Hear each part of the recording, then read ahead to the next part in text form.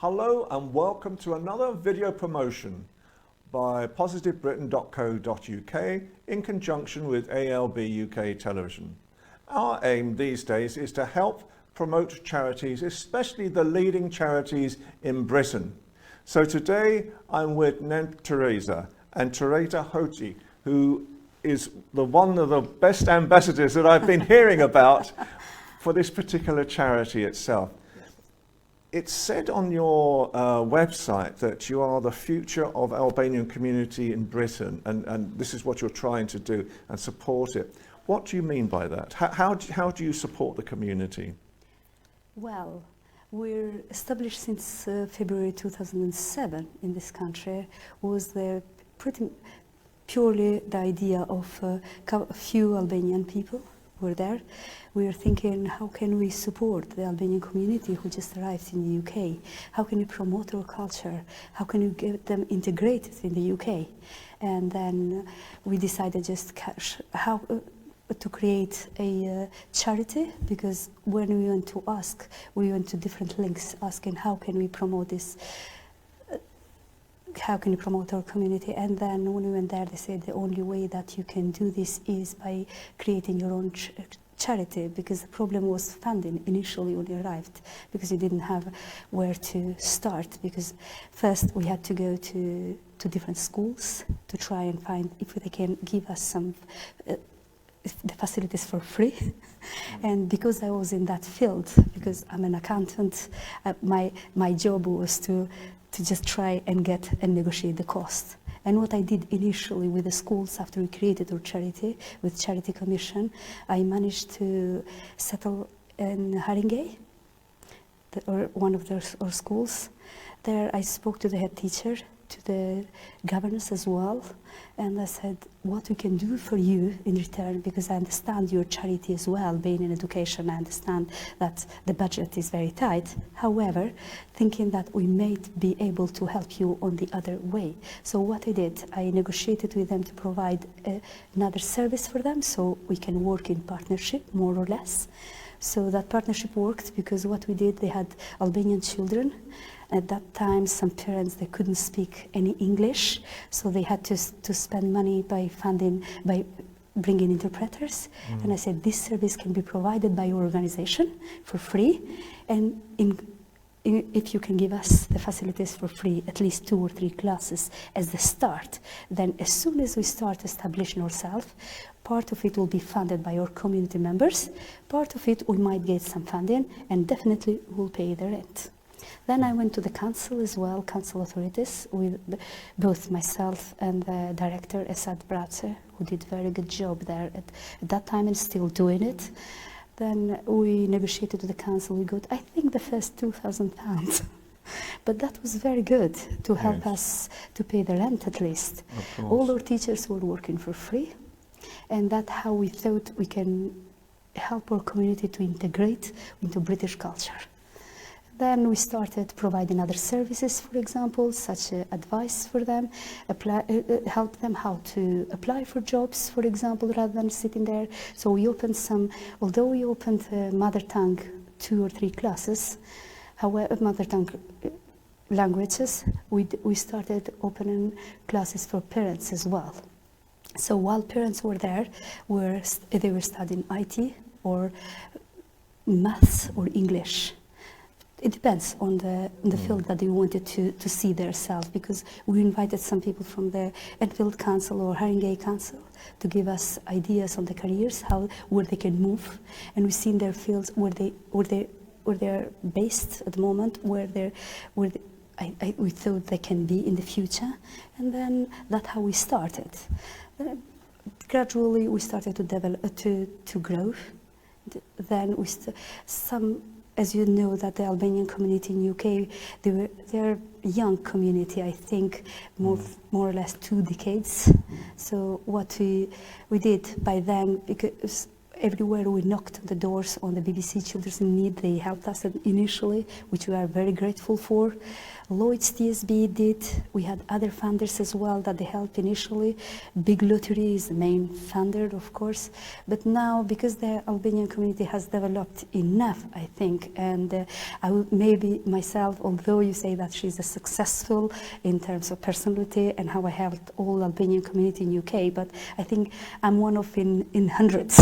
Yes. Because there are lots of successful that they have promoted, they have integrated in this country, they have studied, they work in, you have lots of people that do work either across public or private sectors, like me, for example. As I said, I'm one in hundreds. However, they have set up businesses as well, so all these businesses now, they are helping community as well. If we have an event, for example, first door to knock are these businesses, and then we go further. That's how I think we started and how we developed as we are. However, Esat in particular, he does a very good job himself, and he works purely voluntary, like myself, like my other fellow directors as well, or Chair Adelina as well. All her life, she worked for free there, like me, exactly the same. And that's how I think it helped us to continue to develop into the UK and to integrate into UK.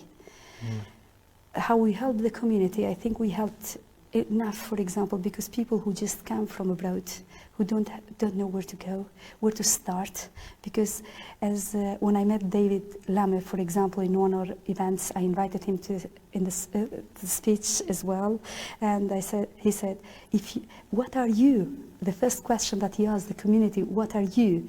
Someone from the audience said, we are both. No, he said, you can't be both. You're either Albanian or either Brits. And I said, yes, we are Albanian Britons. Then he said, if you don't know where do you come from, you don't know where you're going. Very eloquently said, absolutely. So looking at that and looking at this when I see the children now, how they have progressed. When they started, even my children were very, very little when they started, and they did start at the other organization, Arda Maria, who I was working initially there, who I have had my heart there. Because there is a very successful organization in UK. I know today I'm here to discuss only about non-Tereza, but I think all community is one. Yes. So, one of the things that interests me, and I ask a lot of mothers, especially Albanian mothers, sometimes, especially as Albanian children who are born in this country, and as you say, who are you? Are you Albanian? Are you British? Personally, I think you can be both. I have to be honest. I'm not sure where David Lammy is coming with that one. But I think that do you find that the second generation, in other words, the children born in Britain, are they still interested? Is there still that same enthusiasm to learn the languages? And how do you actually create that inspiration? Well, I think it depends on the parents, more of how the parents insist and how they bring their children up. For example, in this instance, let me talk as a parent myself, because I've got three children. One was I came with, and the other two were born here.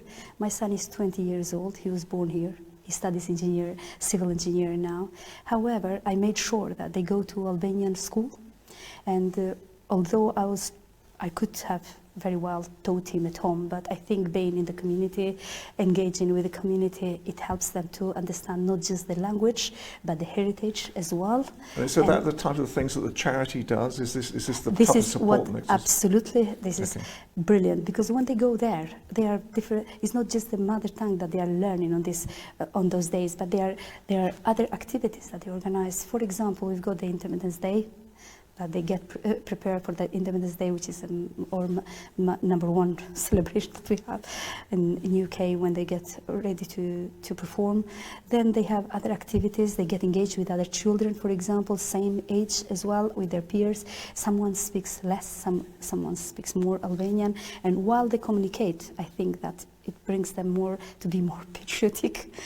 Although they are born here, but they get more, I think they are more absolutely get into it. So, oh yes, I need to learn. I need to learn more. Why can't I know these words? For example, some people they are using it because it's easy to speak common words. However, it's difficult to get engaged into a further conversation. That is the aim of the parent, to insist on them, because being a bilingual is just an asset for anyone, and just not just your mother tongue, but other languages. For example, when I came here myself, let's get my example. Not to be proud of myself. I'm not saying that because as same as me are other people as well. Lots of Albanian in UK that they have succeeded. However, when I came, I didn't know any English, absolutely at all, because my second language was Russian. Thinking how I was brought up from the system, as you very well know, and then. I had my son, seriously, when I go in, because I started studying my ESOL at Greenwich Community College. And you can't believe this. Every time they have something, they invite me to speak with other students. Excellent. And if they have MPs there or Ministry of Education, I have met anyone and everyone. They're using me as a lead example, because although I was a student there, as ESOL student, I started studying accounting as well, AAT. I don't know if you have heard about it, but it's just a technician level. And for the first time, that college was invited as because I was chosen one of the best 100 students in the country. And that was, I represented the college. It was a massive. Then after that, I went to university. While I was studying, one of the tutors came and approached me. She said, "Are you looking for a job?" I said, "I've got 3 little children. I don't know where I'm going to get, but I definitely will. But I'm studying as well on the meantime." She said, "How many years have you been studying?" I said, 2. She said, "What did you do?" I said, "I started English. In the morning, ESOL. In the afternoon, IT. In the evening, bookkeeping and accounting." Then I just split it. One Monday I had off. On that Monday, I was studying French. Everyone would ask, "Why do you study French for?" I said, "I just need this as well. It's one Monday off in the morning. I can do something at least." Then I started my job as a temp, as a finance assistant initially, because AAT, that's what it took me at the start. And when she asked me, when the finance director approached me, I said, "Well, I'm a bit hesitant because I'm not very good in PC. I don't type very fast." And she said, "But you're an excellent student. It doesn't matter in accounting. You're not a PA. You're not a secretary. You're not going to be asked to type 120 words per minute. You have to be careful and you'll pick up the speed. Don't worry." Then I started as a finance assistant. Was promoted in 3 months' time as a finance officer. Then I left Greenwich Community College as a management accountant. Hence, I brought Greenwich Community College because they invite me all the time. They have problems with funding. They say, "Look who she is." Then later on, I was working for DKNY. I don't know what you know. Have you heard about DKNY, retail premium brand? Okay. American company. It was based in Oxford Street. Whilst I was there, they invited me again. "Please, can you come and work can you come and have a speech there, or can you go and meet Boris Johnson?" That time, Boris Johnson was mayor. Yes. And we met. I think I met with his deputy, because on the day when we went there, he wasn't there, so his deputy, Richard Barnes, met him. And funny thing, I will bring this and I give this as an example, was very good, to be honest, the example that he showed us. He said, Julie Turner was Jenny Turner, the head of ESOL, who has invited me to represent the college. He said, "I think you have brought the wrong example here." I said, "Why?" "Because she speeded up. She went very fast. None in the government wouldn't subsidize a student like her, because she didn't spend lots of time studying. She was very fast learner." Yes, she said, but what she did, then we employed her, and look where she is now. She's leading as an example. Yeah. And he asked me, he said, how did you achieve this? Can you tell me? I said, well, I know at the beginning, I know my accent is still there. However, at the beginning, I said, I was just I didn't mind if I said, for example, I was instead of I am. So the past tense and present tense didn't make any problem, any. I wasn't hesitant to use it because otherwise I couldn't have learned. Yeah. If I was hesitant to speak, I never could learn. Sure. That's how I learned. Then he brought an example. He said, well, I was ambassador in Sweden. I went to, I think, a Remembrance Day, and they had to meet their parents. And he said, when we went to one of the old ladies, we knocked at the door. He said, I didn't know any Sweden. But he had his chauffeur who was translating for him. And they met the old lady and said, hi. And the old lady said, I'm sure you didn't want to come and meet this old lady. He said, absolutely right. Because he didn't understand what he's saying. Oh, he just used a word. Oh, gosh. And then the chauffeur said, what did I say? I'm sorry. I'm just trying to pick up the language. I'm just trying to get any word, anything. And this is how you learn, yes. I think. If you don't make mistakes, you never have a success. So, I mean, a couple of points to pick up on. I mean, I think first of all, you were talking about how the charity works to sort of teach the culture and promotes the culture as well. And one of my first personal experiences of the Albanian community, and I talk about this a lot, for me, the Albanian community is very close to the community I was brought up in, which I think was a much kinder time in Britain when I was growing up in the 1950s. And the thing that really sort of got it home to me is when I was thinking about what is the Albanian DNA? You know, what actually makes Albanians tick? And one of the first events I went to, and your charity might have been involved in it as well, it was a talent charity event. And I'm sat next to the ambassador, and he's trying to explain to me what they're saying and why they're doing all these things. And all of a sudden, this 2-year-old girl comes out, and she's sort of led out into the stage, and there's this big stage, and she's facing about 800 people as well. And you could see she's almost shaking. Oh. She's almost sort of shaking. And then all of a sudden, it's almost like the Albanian DNA kicked in, and she was ramrod up straight, and she belted out this song. And I thought, that's the Albanian DNA. So when you're actually working with all these people, how important is the training now, and what type of training do you do now within the charity itself? Well, as nowadays, as I said, we've got lots of young children, because these children, when I started the career, as I said, they have gone now because they're grown up. Some of them, they come themselves and share their experiences, and they help as volunteers as well. So we've got lots of workshops that we engage lots of other children that they have already left and they come back, but to help the little children. The other thing, I know that Nene Tereza is very well known for their folk dance. You have seen them on their activities. I've done it.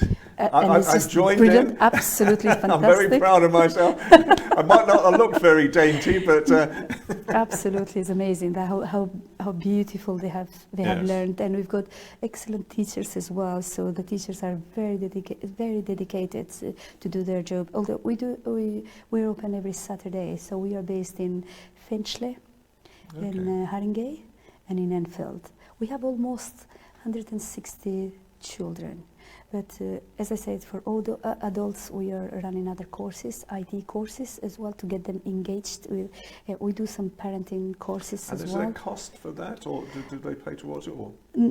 Well, I think at the moment is all free, provided for them. Yes. However, whoever can, they can make some donations. Yes, because the donation is the main thing and to be honest, for me as an accountant, because I'm a chartered accountant now, that is the main thing. And you can understand that being an accountant, but you want, of course, you want to please everyone. However, when it comes to the budget is tight. You have to make sure that you can run the activities so the charity doesn't close. So these are, and the donation is the main aim that we do lots of activities that we make so they can, the itself community makes donations as well, so that has helped a lot. But however, recently we have received a funding from Big Lottery, 3 years is that funding, and I think we received another £2,000 from Grassroots. So this can move the charity, because as I said, most of the time it's just, most of the teachers are volunteers. We've got some teachers that we pay them on hourly basis on Saturday, 2 hours, 2.5 hours, it depends. Then we've got other activities such as football activity. And as I said earlier, the director, Asad, he does invest a lot of his time, plus he works, he does work very hard here, and lots of activities he sponsors them himself, which is very good and very helpful. But this is how we try to run the charity at the moment. Yes. We have some programs for women programs, you know, because we, as a charity, we are quite on, and especially our chair is a lady. Me as the secretary, I'm a lady as well. So we try to promote this as much as we can. We respect the women's. We trust the women. And it's International Women's Day today as well. So and it's International Women's Day today, and Happy Women's Day to everyone. Absolutely. How important to the charity is teaching the history and the culture of Albania?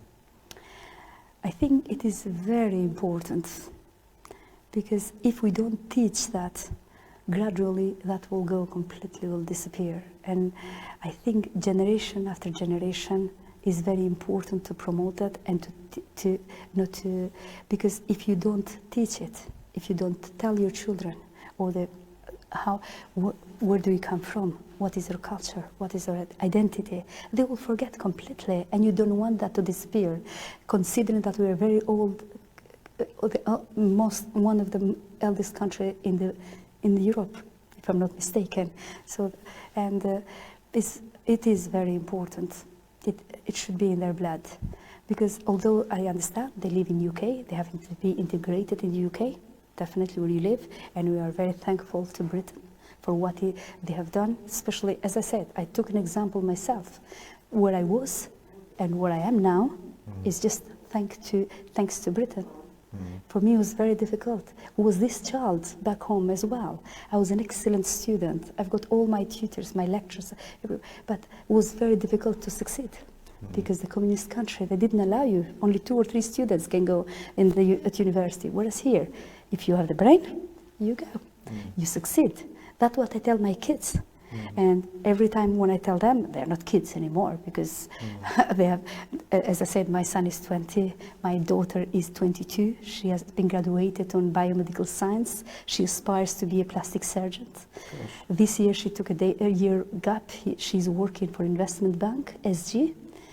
And I know he's a trainee there, but she just wanted to make the money so she can pay for she can subsidize for her future studies, because to be a plastic surgeon, you can understand how much investment you need. And I'm very grateful for that. However, every time I went for a parents' meeting, always when I left, I wasn't very happy. And my children always say, "Mom, you never for you is never enough." And I say, "No, you know why it's never enough? Because when I consider myself, I came with no English at all, and how fast I passed. I'm not saying that I did it today. I have done it since 10 years ago, 15 years ago. But I was chosen one of the best faculty students while I was working full time. Because if I was just studying, yes, but you just studied. Well, why can't you be top? Why can't you do anything and everything? Finish first degree, do the second one, do something else, succeed. Why do you have to take 8 to have 8 as a mark? Have 9. What? So I'm just very pushing parent maybe, but I think one day everyone will realize that, oh, good, she pushed us, look where you are now because of her. So this is how I see most of the Albanian parents, to be honest. We are proud of ourselves, however, in the meantime, we work very hard. And I wouldn't say that everything is just because not everyone in this world is born to be intelligent. However, hard work pays off. I totally agree. I also see on the website that health and well-being is very, very important for the charity as well. Indeed, yes. How do you actually work within that? Well, we run workshops on health and well-being. We invite guest speakers as well to talk to our community about health and well-being. And we've got lots of, even when you come to our offices in Haringey, you can see everywhere the pictures of workshops with health and well-being is a priority. And especially we deal with different type of people, especially those people who are suffering from, because you've got people who are healthy enough, you've got other ones who are with autism, you've got other ones who maybe they have other mental health issues, but we try to support them as much as we can so they can move in the right direction. And especially we promote a lot the living all the income support and stuff and just move towards work, because that income support as benefit leaves you behind. For myself, as I said, I never had it, but I'm happy where I am. I was working and I work very hard. Sometimes I do 2 jobs, even Saturdays and Sundays, and then I can succeed. Otherwise you can't. And as I said, same as me are another hundreds or thousands of others that they succeed through their hard work and dedication. This is how I see it. Does the charity try to work with other British charities, for example? Because I think one of the things that we are very constantly aware of on ALB UK TV and possibly Britain is sometimes the bad news, the bad press that comes out about Albanians. And as a TV channel, I went to Albania after Sky News. One of the channels I used to work with, decided to do this very, very bad report on trafficking, so-called trafficking within the Albanian community. So how does the charity try to promote the best values of Albanians to London and beyond? Well, I think most promoting the values is through these successful people, initially, as a first point. Secondly, through their children, or their successful children. And then third, through their events, when they show who they are, how they were and who they are now, what they're doing for this country, how much they're giving to the country, putting the country in their heart. So that's how I think they promote in their best. Does it hurt when you read these reports then? To be honest, Ian, it hurts so bad. It's not good at all. And sometimes when I see them as a headline, I have to go to work. I work with different people from different backgrounds. I feel so bad because I'm not one of those. You understand? But I would say that maybe sometimes it's badly promoted, and sometimes I think everywhere you go, you've got this good side and bad side of it. So I wouldn't see that to involve all Albania as all in that group, because we are not part of that group, unfortunately. I know, as I said, there are thousands of people, very successful. They have developed themselves, integrated themselves into British culture so well, work very hard, and have succeeded so much. So I would like to see more of these examples, and I'll be proud of. Even myself, to be honest, even when I was a little child, you know, when you sit it, I would better help someone who was my competitor rather than someone who doesn't do nothing. Sure. Because why don't you do it? You've got all the opportunities to do it. Why don't you use the opportunities to succeed? But that is not good, I understand, but what can we do? Ian? This is the downside of it, that I don't know how we're going to avoid that completely. That is... I think, I mean, it's one of the biggest issues that we have on ALB UK TV is to constantly be promoting the great values. I mean, I see the great values of Albanians. I love Albanians, you know, I go over there and people laugh at me because it's almost like a holiday for me when I'm working over there. The sun is shining normally. Absolutely, agreed. The people are wonderful, and I think as you so rightly say, there are so many successful Albanians, in Britain as well, and the types of things that they sort of do.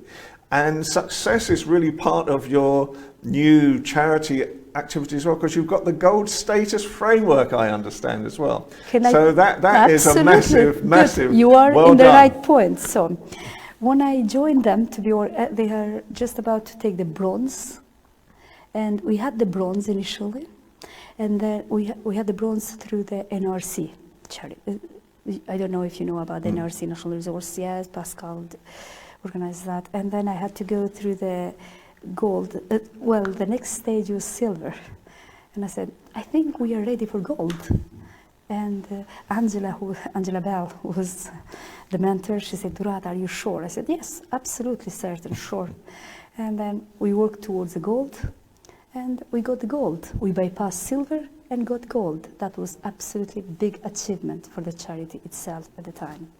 And since then, I would guarantee you, they have more successful activities. They have promoted more. They have developed more. They have integrated more. So, so I would see the values are much more.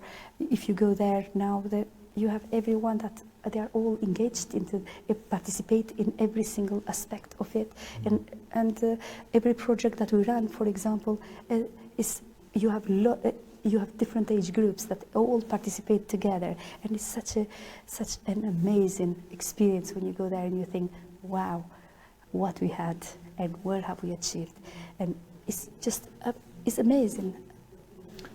Well, we're very happy to wow the wow factor as far as your charity is concerned as well. How do you see ALB UK TV? Do you think it's good for the community? Is it promoting the community well? Does it help within your charity? To be honest, since they have opened the Albanian TV in UK, it's just because before, yes, they have the social media. We understand that social media is everywhere, but I think they have done a great job, absolutely an outstanding job. When you see, because all you see there, just the positive activity, a positive side of it, which promotes the culture, promotes the integrity, promotes the truth, who Albanians are, who Albanian community is in UK. And I think they have done an absolutely and wonderful job to promote. Well, I'm very proud to be president of the channel, and Helidan Castrati, who is the owner, we are great friends as well. And it was really it's very nice to hear. It was really on both our parts that we created Positive Britain as well, because we feel now perhaps we can take charities like yours as well to the next stage, where we can take the name of the charity and the values of the charity just outside the Albanian community and promote it to all the other communities as well, because really how we see Positive Britain is bringing all the communities together. I value communities. I really do. I value the future that they bring. I value the actual education systems and all the different values that they sort of bring together as well. So I'm very proud to be an honorary Albanian as well these days. And we are very thankful for that. Thank you. So finally, what would you like to see the charity doing in the future? Where's the aspiration for where you want to be next? Well, as you mentioned, to work in partnership with other charities, we have done that. Even when we had the gold certificate, gold recognition, we had to do it in different communities, not just us. There were Arabic community, Turkish community, another Chinese community, so an Indian community. So we had different communities, and we had to value each other, because I was representing that directly myself. So I've done that on the day. However, it was very good to hear about other communities, and we do lots of activities, mixtures of activities with different communities. However, there is always a room to improve. There is always a room to progress. And I think I would see the charity now to look to, not just to focus not focusing only to the mother tongue, focusing where these youngsters could be, where they're creating other ideas for them, creating other, because they are grown up now. They need to know where they can be focused more. And I would see them working with different, not just these 4 or 5 charities that I mentioned, to work with different communities, to get involved with British heritage more, to get to know that better, because they are living here. There is their life. So as more, because although we say we know enough, we never know enough. If you ask me, yes, I'm an Albanian, but maybe I don't know all the history of my own Albanian. What about British history that never has an end? So there will I see them to collaborate with others, so and to get somewhere where they wouldn't be afraid to show who they are. They wouldn't be ashamed to say, we are Albanians, yes, but we succeeded here. So this is how I would see them to progress and to promote women's in particular, which I think they are very well promoted at the moment, but still there is a room for improvement, and to get everyone involved and work together. And working together makes a success, equals success. And if people want to support you, how can they support you? How can they get in contact with you? How can we get? Oh, we've got a very good question. We've got our website, which is www.nantereza.co.uk, or Albanian Community UK, based in North London. We've got a Facebook page there. What's that called? Nantereza.co.uk. Yes, you know Nan Tereza, because we are very lucky that we could get this name of the icon of Mother Teresa. Of course. So it's just we are one of the luckiest charities to have that name and to be proud of her. Absolutely. But then you can get in, we've got email addresses as well that you can get in touch with. And we have lots of... You have an email address, did you say? Yes, we do. So what's your email address? The email address is Albanian Community, so nantereza@albaniancommunity.co.uk. Excellent. You are a great ambassador. Oh, thank you. Not really. And the charity is fabulous as well. I think it's such an important charity. Seriously, as I spoke earlier off the camera, I haven't worked only for one charity. Yes. I worked across all Albanian community. I started with Ardmaria, then went to Nan Tereza, then indirectly have worked with another Albanian organization called Mother Teresa. Very good. And then I worked indirectly with Shpresa program, sometimes, not just, but I met them on lots of events on embassy, either Albanian embassy or Kosovan embassy organized. And then sometimes I'm being invited as a guest speaker just to show my experience, to give the positive experience to others who they can just encourage themselves and learn from others, because nothing is difficult. If you work hard, you can achieve whatever you want to be. Absolutely. And that's a great way to finish off. Thank you so much for your time this afternoon. Thank you. So can I thank Tereza for her time this afternoon. The Nan Tereza charity is a magnificent charity to actually work with, and we're very proud on ALB UK TV and positivebritain.co.uk to be able to support charities like this as well. So if there are other charities out there that would like our support, please come and contact us. You can contact us through our website and through our Facebook as well. So for me, Ian Pelham-Turner on ALB UK Television and positivebritain.co.uk, and Tereza Hoti as well, it's goodbye for now and have a great day.